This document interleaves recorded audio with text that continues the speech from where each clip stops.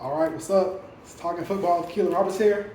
Today I got a special guest, my boy, black shirt, Kansas City Chiefs, Dwight, son of Dwight and Calliope. Got my boy here, the Cat Bootle, the Cat, what up? What up, Kilo? Chilling, bro. How I feel, man? Rookie year in the books, how I feel? I mean, it feels good, just trying to build on last year, what I did last year, and, just get better, be better than I was last year, honestly. So I got a question, bro. So we gonna take it back, right? I'm pretty sure most people think watching this, they already know, like, you start how you got to Nebraska. Yeah, you ran a fast 40 at satellite camp and all that stuff, right? So I want to start off talking about your Nebraska career, right? Right. So summer 2016, you enrolled there. June, whatever day it was, June 2016. You arrived in Lincoln. Mm-hmm. How was your first summer there? It was fun, honestly, just kind of getting, used to college life, trying to find my own way, make my own path, and, meeting new people, just being in a whole different environment, especially like, being from Miami and going all the way up to Nebraska is definitely different. So I think it was definitely, a good experience for me early on, and, I loved every second of it. Now, when you got there, like, you the DBs that they recruited there, they had like some talent low key. Like it was you there. They got Lamar Jackson. If you don't know, Lamar Jackson was the #1 safety in the country. They had Mark Hildismuke, 4-star from Cali. They had Tony Butler, who was like a high 3-star, low 4-star from Ohio. And I think it was just you as well. Yeah. Obviously, unfortunately, Tony Butler, his Nebraska career was and it ended up being that good, but you guys like stars like from Nebraska, you, Mark Hill, and Lamar.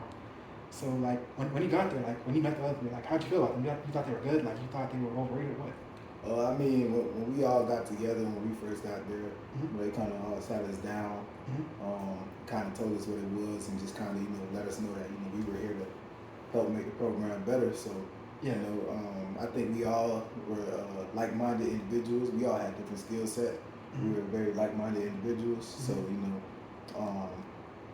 we just kind of all agreed to attack every day that we had there. Just while we was there, just soak up everything. So we went on to have good careers there. Some multiple season starters and all that, and even a guy like Tony Butler, who probably didn't get the same shake as us, or didn't have the same opportunities as us. He was still a guy that came to practice every day and worked hard, and stuck around and played hard, even when a lot of people wouldn't have done that too. So all those guys, I treat them all the same. They all my brothers. Yeah, I realized that sounded kind of harsh when I was talking about Tony. I'm sorry about that, Tony. That sounded kind of harsh. but yeah, so. Nah, he went to Kent State and he did his thing. Yeah, Kent State. He really did his thing. Yeah. And ultimately at the end of it, he could have ended up coming back again for the COVID year and really, being a stable piece of that defense. But he just decided that it was just his time. And salute to him for that. Yeah, for real. Also, one more DB I forgot. Well, he was recruited as a DB, JoJo Doman. Yeah, JoJo. Yeah, he's a safety. Yeah. JoJo was nice. As a safety, yeah. JoJo came in, he was on the same ground we was on. Yeah. And all that. But all those guys, man. I say like our recruiting class, we had like a special bond kind of. We just all came in and just kind of clicked right away, and a lot of recruiting classes are close. Those are guys that you come in. Those are guys that you look to take over the program with one day. But it was just something real special about our group for so many of us to have so much success both on and off the field. Yeah, for real. So that's summer comes in. Your first summer there, June, July. Are you doing any practicing? Like, what's going on? Or you just like lifting weights, getting condition? June, July. When we first got there, like June. If I remember correctly, I think we probably practiced with the coaches like once or twice. We did like a couple like tackling drills and stuff, and we had like a short individual period. But it was very short. Like coaches could barely be with us and stuff. And then we spent a lot of time with our strength coaches that all season, strength and conditioning, and then I want to say around like July we started like player-led practices. So we started to learn more about the guys, who the leaders on the team were, what spots were open, what spots were up for grabs, all that type of stuff. So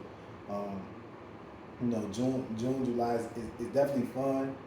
because you know you coming in excited college student, it's your first time, Mm-hmm. you know, being on a college campus and really being around new people. But at the same time, it's all work. You know, you gotta have that fine line to where you know, outside of football, what it is that you need to be doing, and then you know, inside of football, just putting your all into that and spending a lot of time on that.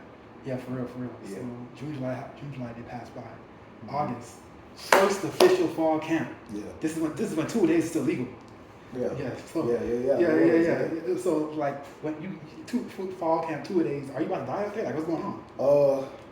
The first practice, I remember the first practice like early in the morning, probably around like 10 or something. Mm-hmm. If I remember correctly. Mm-hmm. And it was hot out there, bro. Like it was hot. Like I remember we got down on the ground to do a tackling drills, like you know one of those drills we kind of get on our knees and just simulate, you know, tackle, wrap and roll. Mm-hmm. And the vet guys, you know, we on the ground, knees burning. The vet guys go to my coach. He's like, "Hey man, we can't do this no more. It's too hot. We gotta find another drill." Yeah. Like my knees burning. You know what I'm saying? Yeah. So, you know, it was hot for that first practice every day, and then that second practice it was more slower, I would say, but you know we still got after it and still got the work in, and you know it was definitely tough coming from high school, but in high school I was used to work out 2 times a day. I was just to make sure I get multiple workouts in throughout the day. That was really beneficial to me. So I think that kind of helped me a lot going into college. Yeah. So now path is drills. Yeah. Now we going to actual like scrimmages, 7-on-7 and stuff like that. Actually like in passing stuff. Yeah. Nebraska had talent at receiver position at that time. They had Wester Camp, they had Stanley Morgan. Yeah. They even had J.D. Spielman, who's I think redshirted that year. Yeah. They had who else they had? They had Alonzo Moore. Was Brandon Riley there? Was Brandon? Yeah. Brandon Riley. Wait. Yeah. He was there. Yeah. Brandon Riley. What's it called? What's his name? He was a tight end, but Stephen Carter. Stephen Carter. Yeah. We had a big tank there. Yeah. So who like else was there? DeMornay. I forgot. DPE. Yeah. Man, we had a lot of receivers. Oh, we had who else we had? We had some good walk-ons too. Like for real? Yeah. I mean, Brandon Riley was walking on. He ended up being good. Yeah. There's another walk-on named Reimer. He was Brian. Yeah. Okay. He was tough. There was a couple guys out there that was give you the work. So like you out there. I think Keon Williams was there already. Okay. Keon Williams. Yeah. Center receiver coach Keith Williams. Mm-hmm. Yeah. So like you out there actually out there like running around, playing these guys like, what's going on? Are you getting dominated? You locking people up? What's going on? Oh no, my first day I was strapping. Oh, for real? Yeah. My first day I was. So you started from day one. I was strapping up. You was like that. I might not have always known exactly what coverage I was in and every responsibility, but when it was man coverage, I was strapping. Like when we go to one-on-ones, I was strapping up. I was going against some of the top receivers that we had there. You know, some you know, obviously like Wester Camp was an all Big Ten receiver. Yeah. Going up against him some days, you know, and just denying balls and stuff like that. So I definitely I would say I hit the ground running for sure. But you know, just like with everything else, it's a work in progress. You know, some days, you know, some guys will get the best of me, but more than often I was getting mine more than they got theirs, and I think that was something that really gave me a big confidence booster as a freshman in college, for sure. So week 1 or week 0, y'all played Fresno State. You didn't play. Yeah, I didn't play. You was locking you up, but you didn't play at all. You got redshirted the whole year. Yeah, redshirted. It's like, what happened with that? Cause when it kind of broke down, when as fall camp finished, and it started to break down, you know, I felt like I did a lot to make an impact and stuff, and so did my coaches too. And even back then, like I didn't really understand the whole shape of things as far as like you know, how a roster could play out and how certain guys, you know, really might not be moved if you know if they're very much capable of being in a position. You know, just because I'm a freshman, I'm coming in, I'm doing good, don't mean that, you know, I'm gonna play in front of a senior that's doing good. You know what I'm saying? So kind of like when it all broke down and the roster kind of fell and folded the way that it did. I just didn't see much opportunity for playing time, on my end. And I just, back then the rules were different. Now you could play up to 4 games and still hold your red shirt. Back then, if you played 1 snap, red shirt was burned. Yeah, it was burned. Yeah. So if I played 1 snap that season, yeah, it's like a wasted year. You know what I'm saying? So I just kind of sat back and took a step back, sat down. I remember sitting down in the office with Coach Brian Stewart and Mike Riley, and kind of talking about it. And talking about special teams probably having an impact on special teams and all that type of stuff. But I just kind of understood. For me personally, I felt like I could have been, more impactful. As a feeling like I could be a day 1 starter. You know what I'm saying? So I was just like, you know what? I'm gonna just take this year, just work on things that I need to work on, because I still wasn't completely polished. Like my technique was still raw. I still need to get a little bit stronger and stuff for the game. But so I just took the year to really work on myself, honestly. Yeah. Okay. So week 1, like I said, week 1 they played Fresno State. I'm not gonna lie, Lamar had a game that day. That was the first time playing college. Yeah, like a sack, like 3 broken up passes, something crazy like that. I was like, yo, this guy is ill. He's crazy. Because I mean, and that's another thing. Like when it kind of broke down, I kind of saw the direction that things were going, and I knew that Lamar he was playing in the nickel package. Yeah. So we have. I think it was at the point in time, Kalu was sliding to play the nickel, and Lamar would go in that corner. And, that year we didn't run very much nickel package anyway, to be honest with you. So, once I kind of saw how that was shaking out, Lamar was out there, I was supporting him 100%, and he did his thing that game, Yeah, I mean, coming in as a freshman, to just be able to get on the field and do what he did, he did his thing. So yeah, for real. So now that was week 1. Week 2, the game watched around the world. Nebraska home versus Oregon. Oh yeah. Lincoln was rocking. That was like I never seen Lincoln like that ever again. Like I'm pretty sure he was on the sideline going on, seeing all that happen. Like, what were you thinking as you were watching that? Oh man, it was electric, bro. It was lit. I remember it just being super loud, just high energy. And one thing about it, like I could really say that day, like our team just had a will to win. Like at some points it wasn't looking too pretty, but we always kind of stayed tight.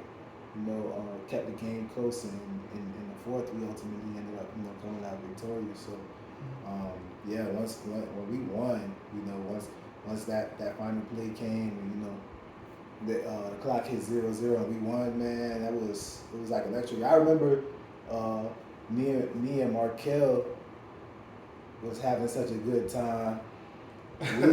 We we were celebrating and all that, went with the team, went in the locker room. Man, we were feeling so good. Normally we just walk home after the game.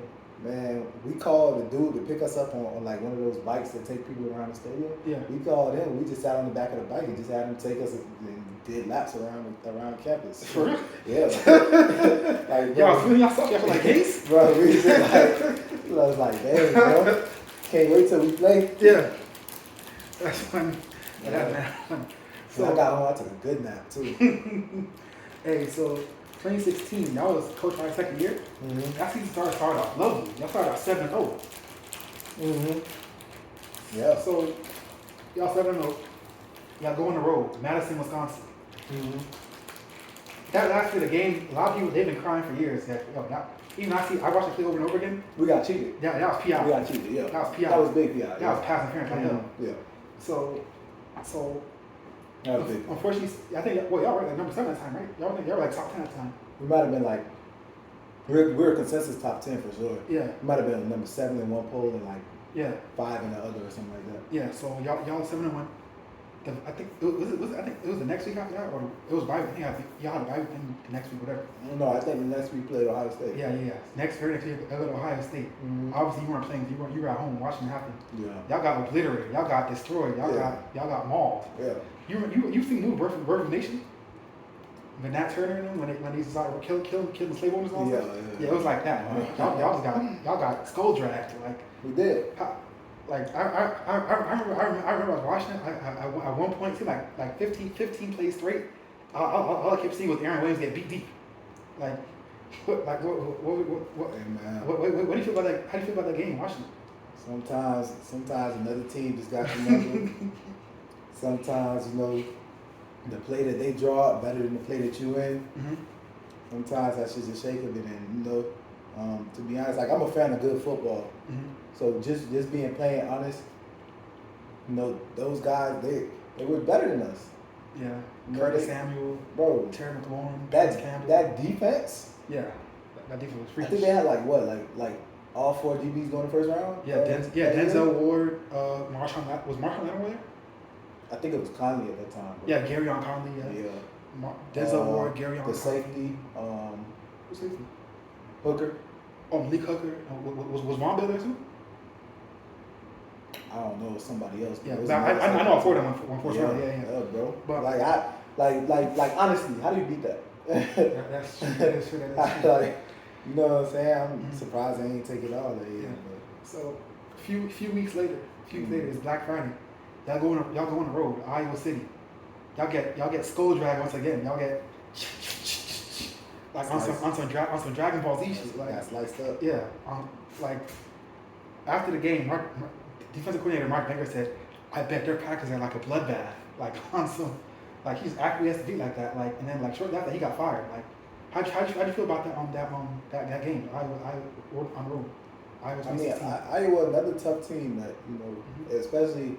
I don't know how to play everybody else, but when they play us specifically, Nebraska, it's a tough game. Like you feel those hits from the first snap. You know what I'm saying? Like I've had games against Iowa where I felt like I was playing linebacker, bro. Like I was getting hit so much that I felt like I was playing linebacker. But it's like it's a sense of physicality that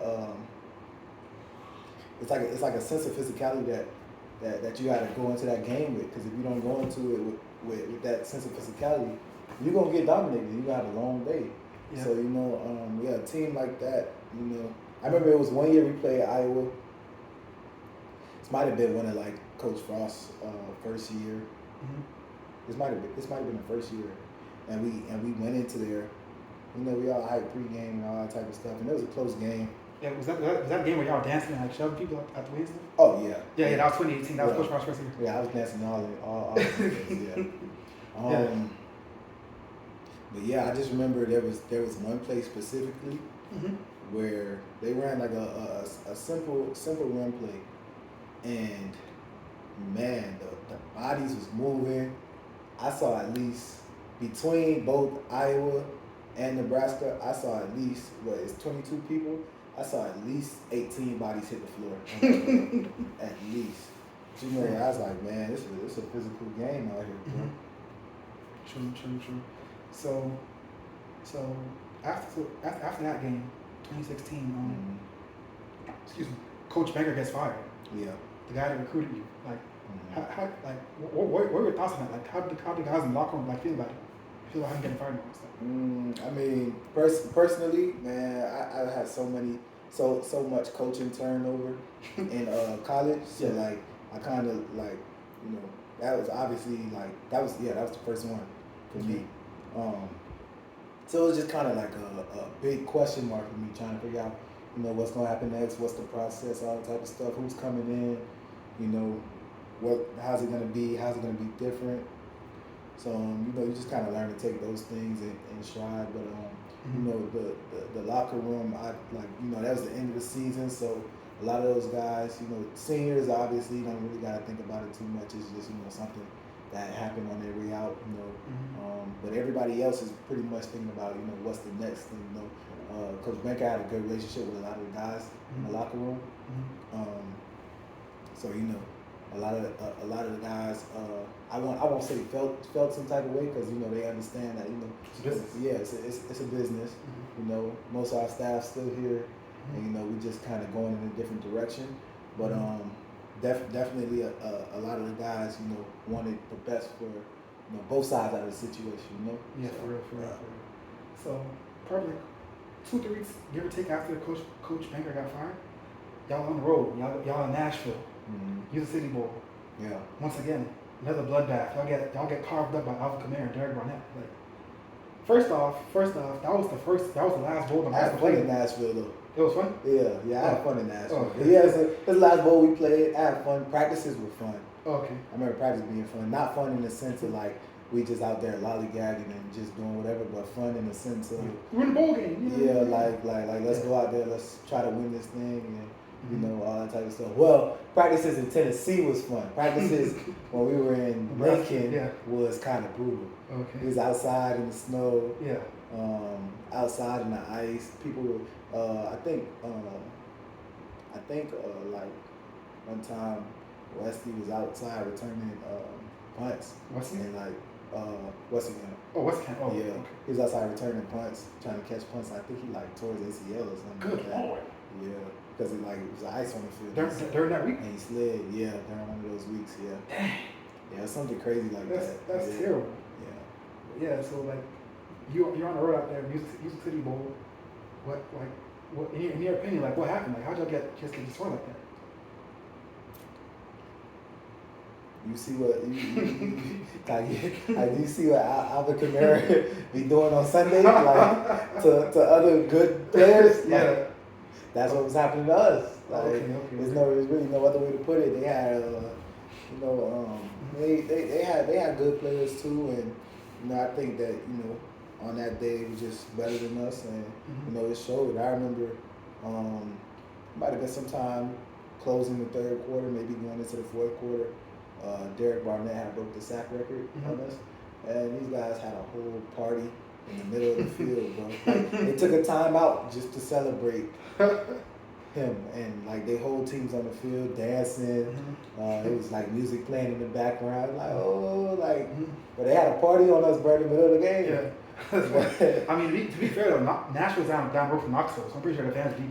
Yeah, it's only 3 hours away from Nashville, and they came deep, bro. They came deep. It was like a bunch of orange, which is like the first time in my college career, and probably one of the only times in my college career where I haven't seen much red in the stadium. Like Nebraska fans travel, and Nebraska fans worldwide. Yeah. You know what I'm saying? So they always gonna come to the game if it's in their town. They might travel a couple hours to come to the game, and you're gonna see red.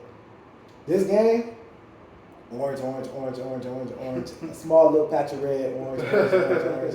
Bro, it was crazy, bro. All right. So shortly after that game, I don't know if he was fired or if he just moved on or what happened. But the guy that recruited you there, not even Jesus Cunha, your position coach, defensive backs coach, Brian Stewart, he leaves. Like, how do you feel about that when it happened? Yeah, I mean, he left. Obviously, like I said earlier, sometimes it's like a question mark of what's next, what's going to happen. But the thing about it was the guy who took over, Dante Williams, had already been there through bowl practices. Oh, for real? And stuff, yeah. Oh, okay. He had already been there probably like a week, maybe a week and a half, through bowl practices. So I kind of got to know him a little bit. He was talking to me, teaching me, coaching me up on my technique and stuff. And I kind of took a liking to him in that short time, because I'm like, man, this dude, he coaching me up and helping me, So, he took over, and then it was just like from there, it just kept on going. He pushed me to be better, taught me some things. And so he was a coach that, he saw the potential in me, and tried to do his best to bring it out of me and stuff like that. We had a good relationship, a good player-coach relationship, and also a good relationship outside of football too. Now, so right after that, like he left, Dante Williams gets hired as the cornerbacks coach. And around the same time, you were a Florida boy. But Nebraska got this whole movement going on called Cali Nebraska, where they're trying to bring the whole state of California out to the Great Plains. Like, how do you feel about that? Like, I remember they were going hard after Darnay Holmes. He chose UCLA. They were going hard after Thomas Graham and Diamador Lamar. They went to Oregon. They were going hard after TJ Verdell. He went to Oregon too. Yeah. That day, I remember they got Tristan Jebbia. He didn't really play much. He left before he didn't even play. They got Keyshawn Johnson, who got arrested for some pot or something. His dad made him go back home. They got Elijah Blaze, who never even showed up. While you were there, how do you feel about that Cali Nebraska movement? I mean, it was it's something that like the fans made super big.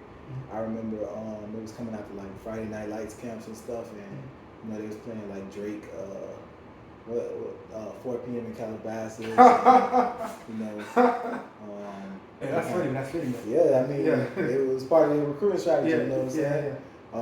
And they just had those guys out there that's, you know, they were just running circles around the other guys there and stuff. And you know, I was just kind of watching it shake out. And you know, I understand recruiting and all that, but bro, being honest with you, like I was ready to embrace all the competition, like all the smoke. Whoever came in, like there were multiple instances where you know they probably brought somebody in to take my spot or brought somebody in to be in the roster spot over me, bro. And it's just like in life, what you gonna do? You gonna sit down and lay down, or you feel me? You gonna fight back? So it's just kind of like I was already ready for a fight. I'm a fighter naturally, like just by nature.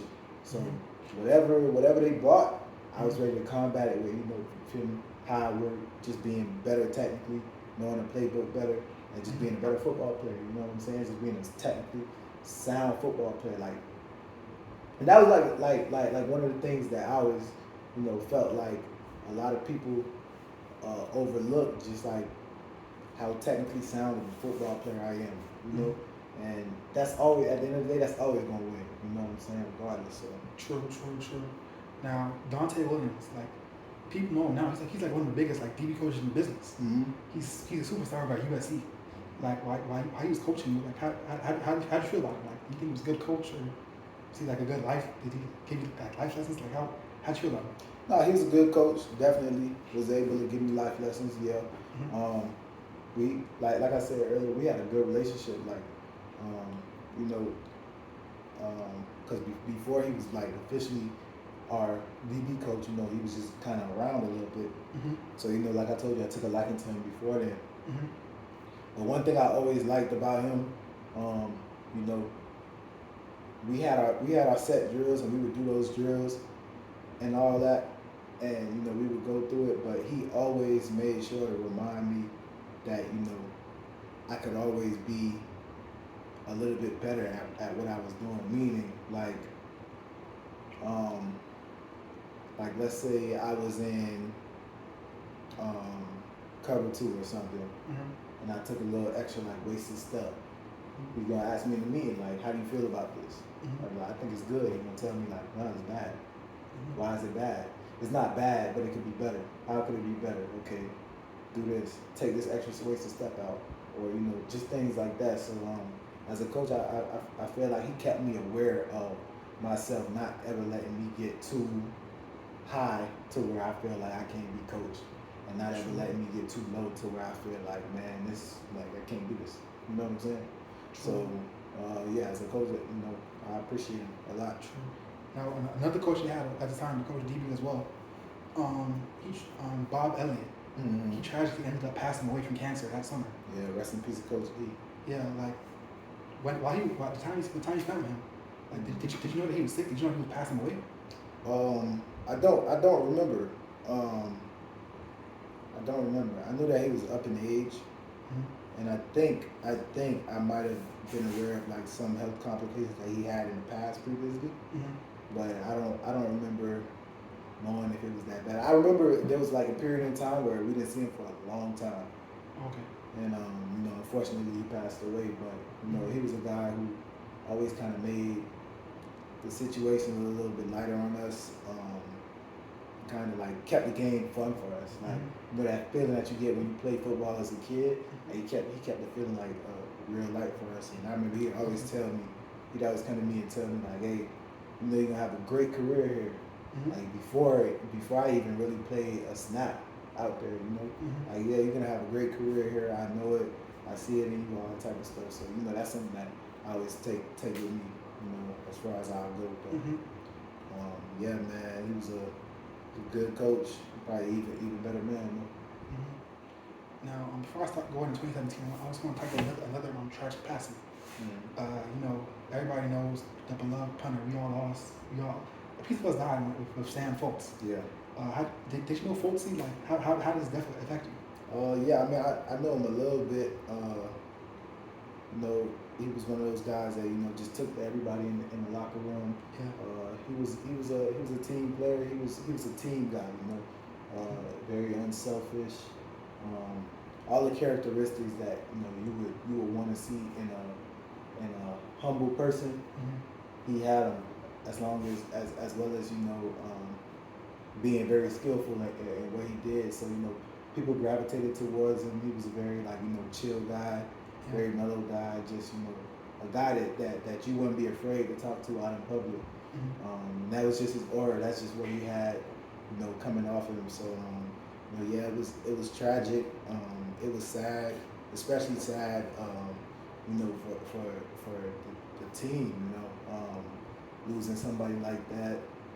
And yeah, it just kind of it affected everybody in the building, from players, his teammates, to coaches, to staff members that he would converse with on a daily, staff members that he would walk by and maybe give him a smile or a wave or something like that. So yeah, it was a tragic story, tragic happening, and rest his soul. Yeah. Rest in peace, and folks. Yeah. Rest in peace. I forgot his name. The punter from Michigan State, you driver as well. Yeah. Was it Sadler? Yeah, something like that. Yeah. Rest in peace him as well. So move on, man. Redshirt freshman year. Yeah. 2017. Yeah. Y'all bring in Big B, Bob Dicaprio. Head coach at UConn, former Notre Dame defensive coordinator. When he touched down in Lincoln, how'd you feel about Coach Dicaprio? Man, he was fiery, bro. For real? He was fiery when he touched down, bro. Okay. He let us know, whatever we was doing before, it wasn't good enough. Okay. We had to do something different, bro.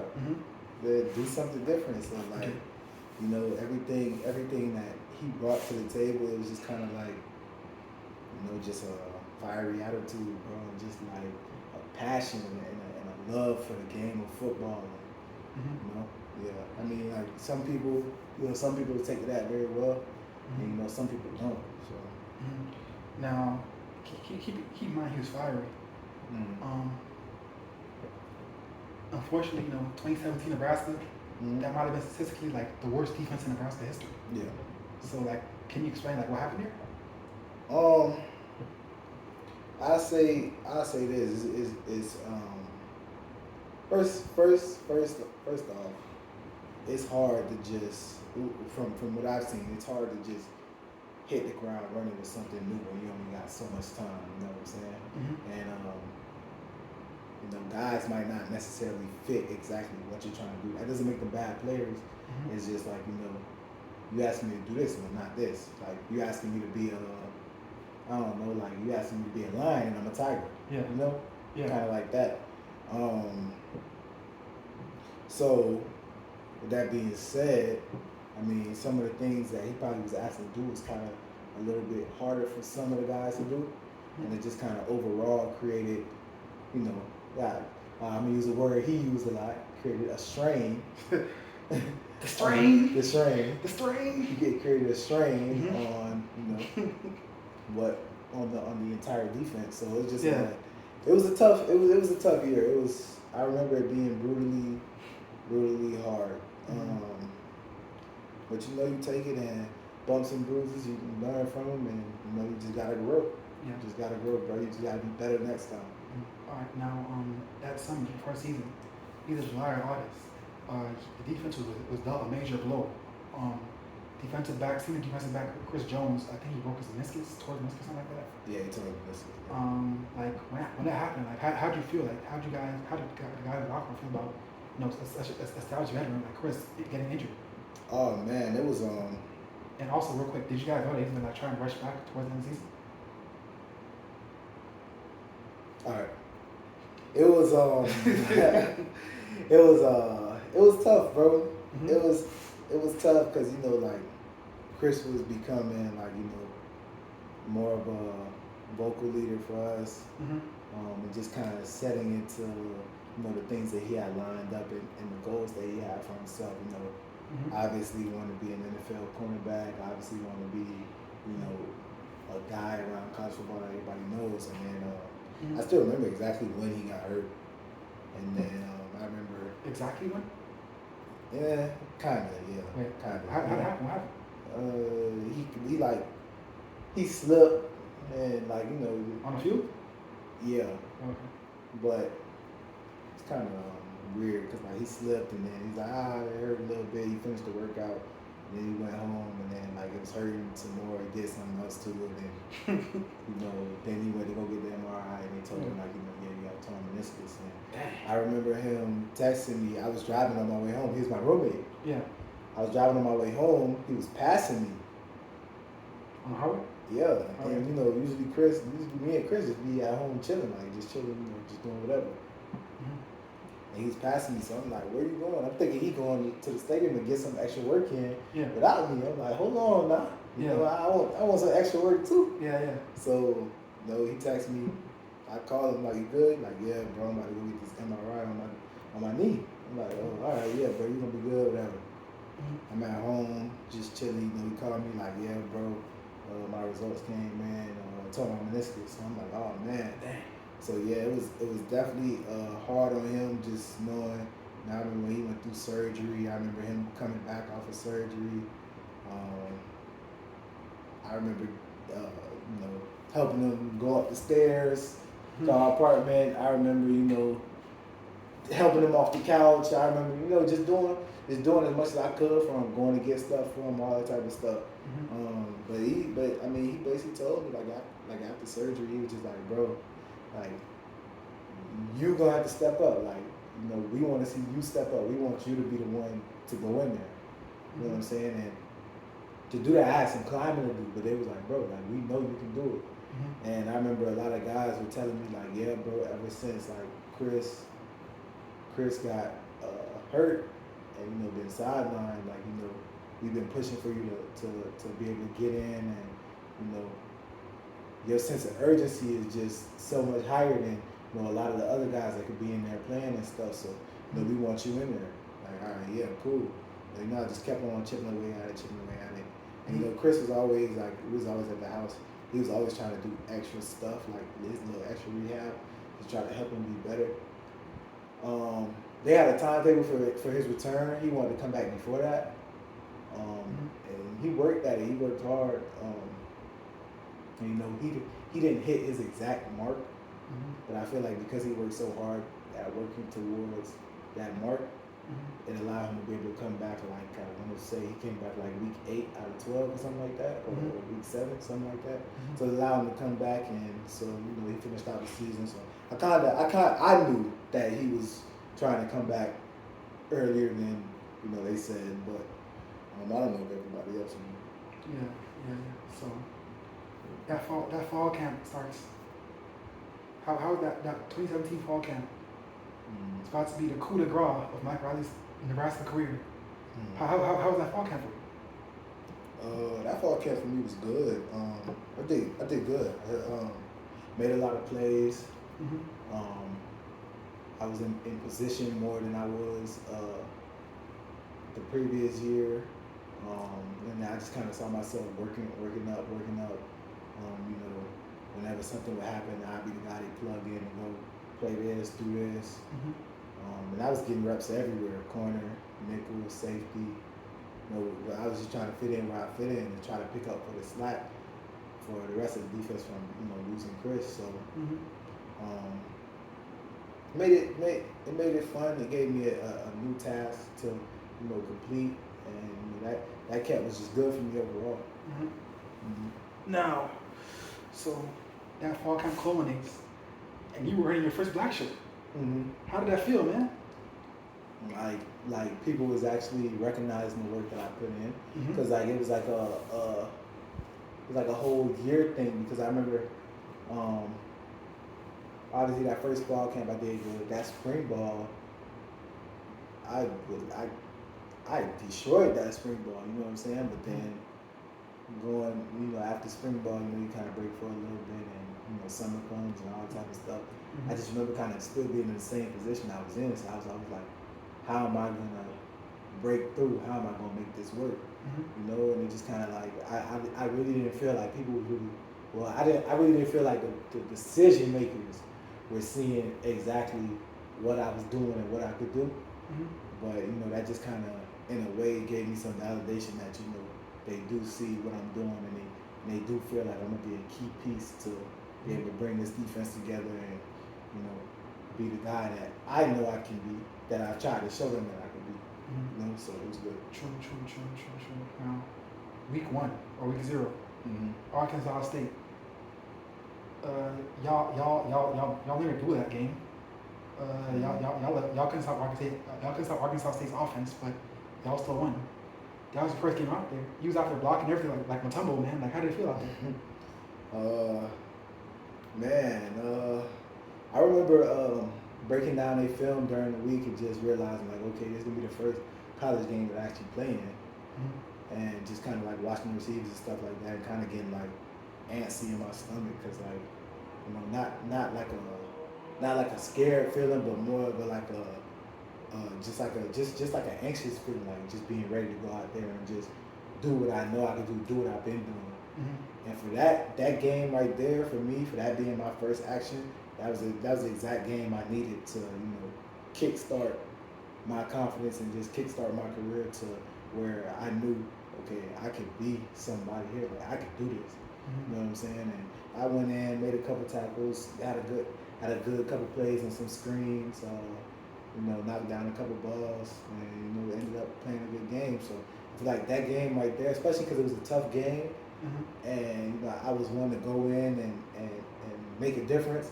I feel like that game gave the coaches more confidence and more trust in me too. So yeah, most definitely. Now, week 2, Eugene, Oregon, Autzen Stadium, aka Autzen Zoo. Y'all go out there. It was loud. Yeah, it was loud. It was loud. Y'all get embarrassed in the first half. I think it was like something like 35-0, something like that. Yeah. How did it feel out there, man?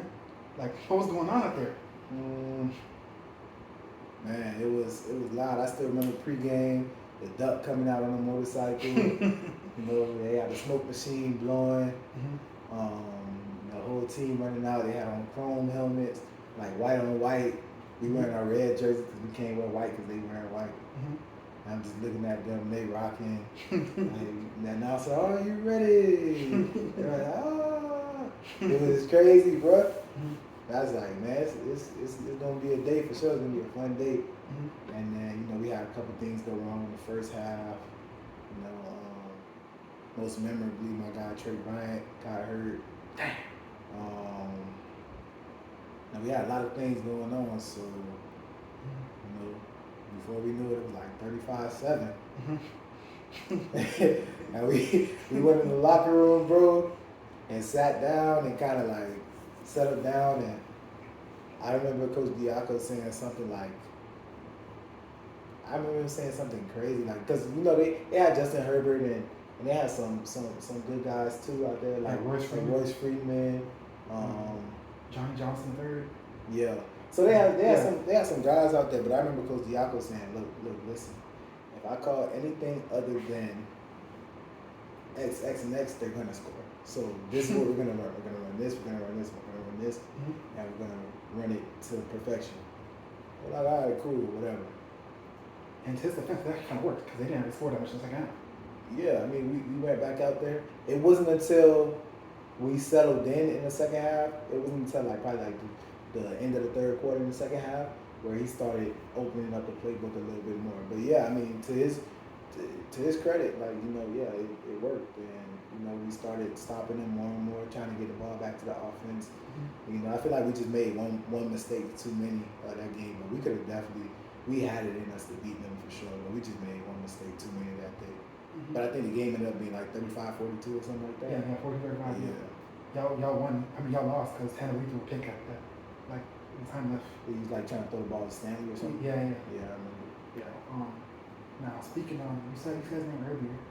At that time, in I think it was second quarter, third quarter, Trey Bryant, catastrophic knee injury. Yeah. That was the last game he would play. Like at the time, did you guys know that was the career ender? Did you guys know do you guys know the severity of injury? Nah, but I knew personally, I knew Trey had been dealing with like knee stuff a lot because before me and Chris Jones were roommates, me and Trey Bryant were roommates. Okay. So I remember we were roommates in the dorms. Me and Chris had an apartment. Me and Trey Bryant were roommates in the dorms, like when we first got to Lincoln. Yeah. So yeah, I just remember him one day coming in, like, 'cause he played as a true freshman. Remember coming in one day, he was like, bro, I can't make my knee straight. And like his knee would not go straight. I'm like, yeah, whatever, bro. Like, Wait, it wouldn't go straight? Yeah. Wait. And I was like, yeah, bro, stop talking. Stop, like, just thinking like he's joking. He's like, nah, bro, I really can't make my knee straight. Start trying to do rehab on it and stuff like that. And, I think he ended up getting another surgery and then went back, got hurt, ended up having to get another surgery and it just never was the same again. It just caused him so much pain that he just kind of had to, take a step back. So, yeah, man, sad story. So, next week, home, Northern Illinois. How the hell did y'all lose that game? They was better than us that day. Hey, bro. They was better than us that day. Nah, to be honest though, like a lot of crazy stuff happened that game though, bro. Like, I remember the first drive. The DB was just sitting there the whole time waiting for his hand. Bro, I ain't gonna lie. To this day, that's still the coldest pick six I ever seen. Yeah. Bro. He ran or something like, and just took it 10 yards back to the house. That's still to this day the craziest pick six I ever seen, bro. Because I'm not gonna lie, the dude, he knew the play was coming. Like he didn't move, bro. Yeah, he just stepped the whole time. He stepped into the lane, and as soon as Tanner turned and threw it, yeah, he saw it. It was too late. That was one of the hardest pick sixes I ever seen. Yeah. Shout out to the Florida boy, man, Shawan Larry, he from West Palm Beach. But yeah, that's who caught the pick. Yeah. But yeah, like, how'd you feel? Like, y'all got out there. The whole line looked terrible. They couldn't block my grandmother. Receiver, the DBs were out there looking kind of bad as well. I mean, Tam Lee's just out there playing. He's out there playing like Kerry Collins out there, just doing picks everywhere. Like, what happened there, bro? It was a bad day. That was just a terrible game. I kind of had a weird feeling about the game too. Before like we came out, it was overcast, no rainy. I don't know, bro. It was just a lot of bad juju that day. Now, did you play that game? Nah. So yeah, because you played a lot in the week before against Oregon. Yeah, I played the whole game against Oregon, and I played a lot against Arkansas State. I don't know that week we walked in and I remember before the game, our coach Dante was just like, I'm gonna roll with E today. I was like, all right, cool, like all right, that's fine. Like that's what you want to do. That's what you want to do. Like yeah, just be ready. You know what? I'm gonna throw you in like every 2 series. I'm like, okay, cool. And then the game just progressed, and 2 series went by. He's like, I'm gonna keep you leading for 1 more series. I'm like, all right, cool. Then it progressed some more. The 4th series came. He was like, I'm gonna keep him in right now. You just stay warm. All right, cool. Like it's cool.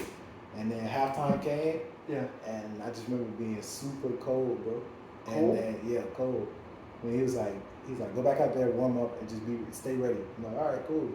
I go back out there, I warm up, still nothing through the 3rd quarter. 4th quarter came, it was crunch time. No disrespect, I'm just telling the story how it happened. Of course, go ahead. Yeah, I think, if I remember correct, so Ely gave up a long touchdown, and then that's when he was like, all right, you going in. My first play in, they tried to do the same thing to me, and I like knocked the ball away. And then I think they tried to go at me one more time on like an out route, and it was off. And then it was like it was like 4th down. Forced them out. They got the ball back again, went back out there. It was just a walk in the park from there. And then the game was like over by then, bro. So it was just like, I didn't play much, and I remember, I'll be completely honest, like I remember feeling extremely embarrassed that game, bro. Like, I was like, bro, like, okay, number one, we just lost to NIU. Like, all right, cool. Yeah. But like, I ain't played. It's the first game my parents came to. My little brother in the stands. Oh, bro? It's the first, it's the first game they came to, bro. I ain't played. Like, I felt like embarrassed, bro, and I felt like, it's kind of like whatever. But I mean, that's just kind of how I roll and how the cookie crumbles sometimes, bro. Like the game that they decide they want to come and watch me play because they think I'm gonna have a good game, I don't play. So it's kind of like it's a little weird, bro. But it's all a part of like the story, True. Now, the next week, I think y'all played Rutgers, so y'all beat them, whatever. The week after that, I I think it was a week after that. No, it was not. Oh wait, okay, go back. Northern Illinois game. Mm-hmm. At the clock hit 0-0-0. Yeah. Right after the game, the athletic director gets fired, Sean Eichhorst. Yeah. Like, did y'all know that was the end of my? Did I know secretly like that was the end of Coach Riley's career there? I don't think we specifically knew, Mm-hmm. but we felt a shift for sure. Mm-hmm. It was a shift in energy from the coaching staff, a shift in energy from the staff around the building. There were rumors, there was all type of stuff. So I don't know if we exactly could say that we knew it was the end because we really didn't know that. Mm-hmm. But it was definitely, we definitely felt something going on for sure. Mm-hmm. All right, so like I was saying, the week after that, y'all played Rutgers at home. Y'all beat them. Mm-hmm. I think y'all went on the road against Illinois. Y'all beat them too. Y'all went on the road against Purdue. Y'all beat them as well. Mm-hmm. Night game, Saturday. Mm-hmm. Big Ten Network. Yeah. Wisconsin. The Jonathan Taylor Show. Mm-hmm. What happened there? Y'all. This is another bloodbath. Y'all got beat over the head with a billy club. Yeah, so I had played well in the games leading up to that. Mm-hmm. And I think that was the game where I think that might have been the game Chris Jones came back. He did play in the game. Yeah, that was the game he came back. So, that week they sat me out of the office. They was like, listen, is Chris back? Mm-hmm. We about to send him to the league. I'm like, send him to the league. I don't want to see him go to the league. Send him to the league. Yeah. So, they was like, yeah, your role probably going to diminish a little bit. Mm-hmm. You probably get thrown in that nickel and stuff like that. I'm like, yeah, bro, like, that's cool, bro. Like, Mm-hmm. I'm not mad or nothing. Like, because when it's my time for y'all to send me to the league, send me to the league. Mm-hmm. So, yeah, I mean, man, yeah, that game, I mean, we fought for a minute though. It was like, Nah, it was close then. yeah. First half was close. Then second half, it was Jonathan. It was like 17-17 going in the first half. Aaron Williams picked 6 or something like that. Yeah. And then y'all lost 38-17. Yeah, then we lost 38-17. But I don't know, bro. Jonathan Taylor was one of those backs in college that, like, you go against him and, you get as hyped up as you want. But, man, the dude good, bro. Like, you're going to have to bring your best behind it. And I'm not saying he can't be stopped because I've seen teams, like, make it hard on him. But, he just willed his way to win, bro. And Wisconsin, one of those programs that's just so sound year in and year out. They keep a good running back. They control the clock. They control the tempo.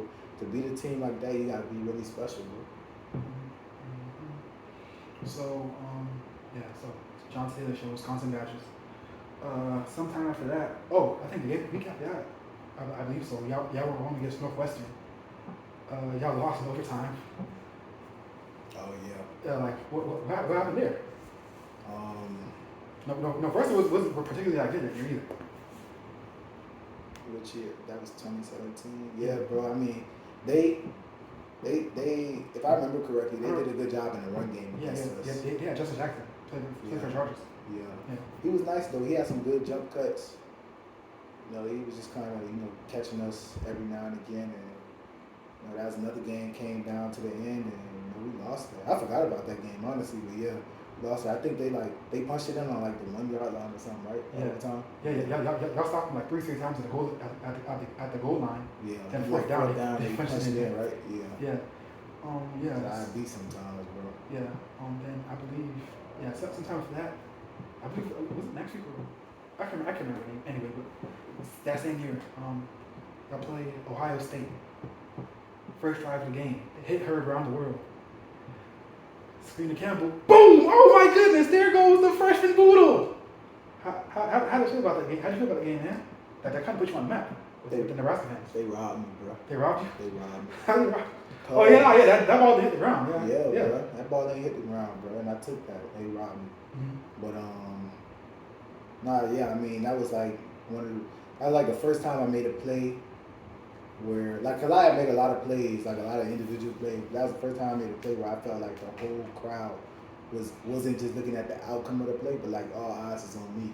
That's like the first time I felt like that because it was like deafening after that. Like I got up, I had the ball in my hand, running to the end zone, going crazy, all type of stuff. They taking a booth review, they showing me on the screen, they keep me playing the play. everybody like ooh, like watching the hit and all that type of Yeah. stuff. So I was hyped and stuff, and then that was you remember I played safety that game too. So Yeah. it's just kind of like it was cool for me. Like that was like one of the first times where I really felt like yeah, like y'all know who I am. Like y'all know my name now. I'm not just filling in, or I'm not just a spot player here and there. Like y'all know I'm here to stay. Yeah. So Yeah. Yeah. So yeah, that was a great play, but y'all lost 56-14. yeah, we did. Um, That might have been the last good thing that happened in that game. yeah, I think that was only actually I think I remember that after that. I think JD like scored like a long touchdown. Oh, I mean on defense. Oh yeah, that was like the only positive play of the game. Yes, yeah. But hey, I think I was like JD had a good touchdown in the game. Yeah. Somebody else too. He's 14. Yeah, I just remember JD. Yeah. But yeah, so sometime after that, JD, my boy. yeah, sometime after that, who did I play after that? Good Lord, I can't even remember. Hold on, don't tell me. I don't know. I can't even tell you. Yeah, I can't remember. But yeah, I remember that same year. Y'all played Minnesota on the road. Minnesota was terrible. We might have played Minnesota after that. Yeah. Y'all played Minnesota on the road. Minnesota was basically starting a wide receiver at QB. Can't tell me no different. That boy was running. Y'all fly to the Twin Cities. Y'all get embarrassed again. Wow, this wasn't even good. Minnesota was the only thing they went to a bowl game that year.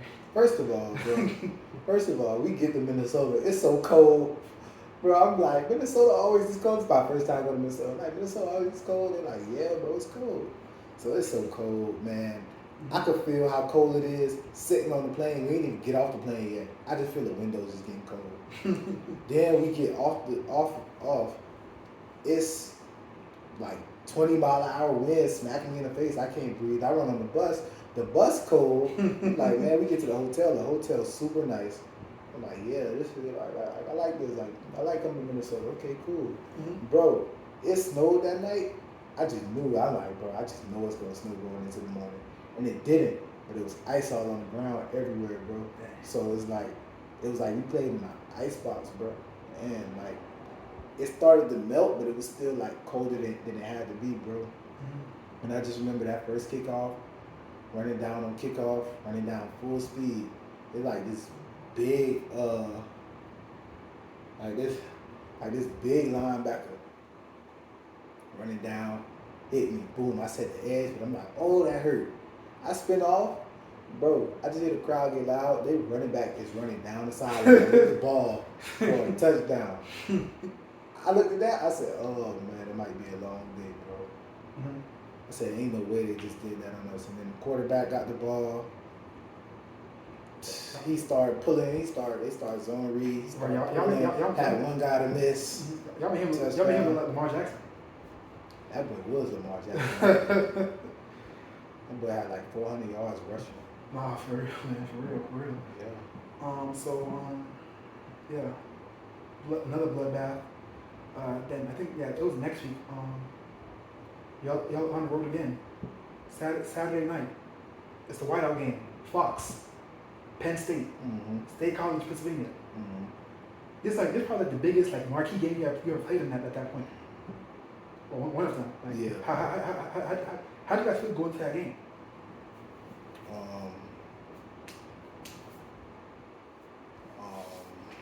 It was a very weird vibe, because as players we started hearing rumors about, obviously we had the whole coaching thing going on. Mm-hmm. So as players we started hearing rumors about, Coach Riley probably not being there next year. Was Bill Moose hired already? Yeah, he hired him. Yeah. So we started hearing a whole bunch of stuff about that week. I'm just telling you what we heard. That week, UCF was playing Temple. Mm-hmm. And we were playing at Penn State. So we heard they was having meetings. Oh, because they? Yeah. Oh, but I don't know the truth to that. Yeah, that's just rumors and all that type of stuff. I don't feed too much into that, but it was just kind of weird because everybody was just kind of walking around like looking at each other sideways and like, how much of the season we have left? I think we were probably like, how much game we won at that point? Like 3? Yeah, like 3, yeah. Yeah, I think we was just trying to figure it out. Like, bro, what's going on? Like, what's really up? So, yeah, there's just a bunch of that going on. Oh, for real, man, for real. So, yeah, so y'all in State College. Ball gets kicked off. Penn State has the ball. First play of the game. Saquon Barkley, 65-yard touchdown. Mm-hmm. How did that feel? Like the legend was real. Because, you know, like